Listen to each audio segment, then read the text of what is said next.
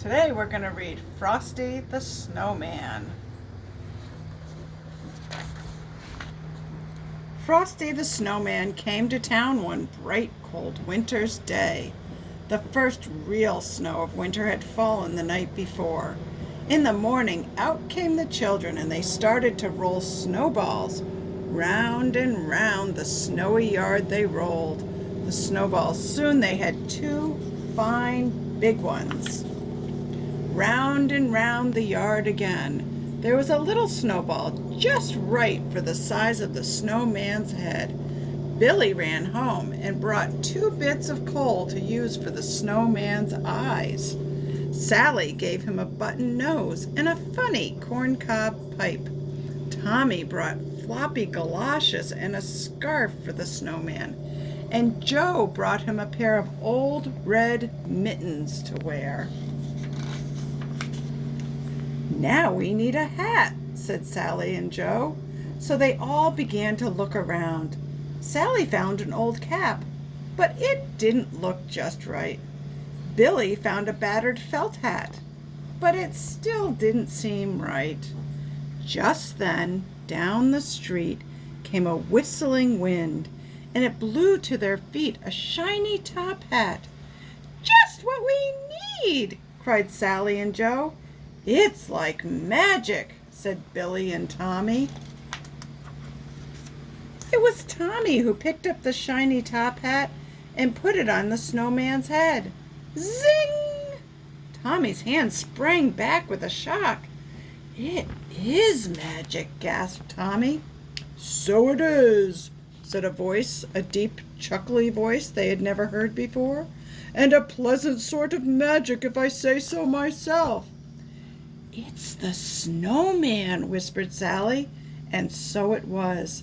"Frosty the Snowman at your service," said he. And that's how Frosty the Snowman came alive.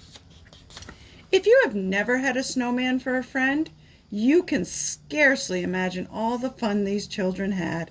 For Frosty took them coasting, and never had their sleds slid so swiftly and so far.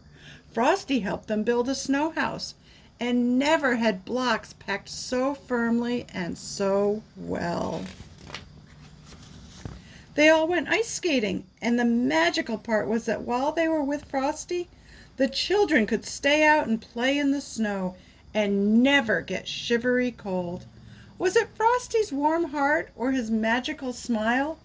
Whatever it was, they thought it was fine.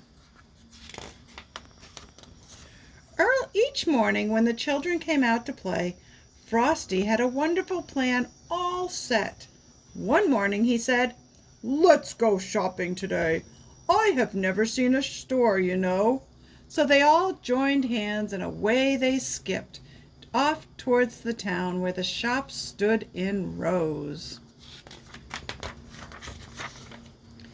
It was fun showing Frosty around, for he thought every window was wonderful. All around the town they led Frosty that day, while the warm, wintry sun shone down.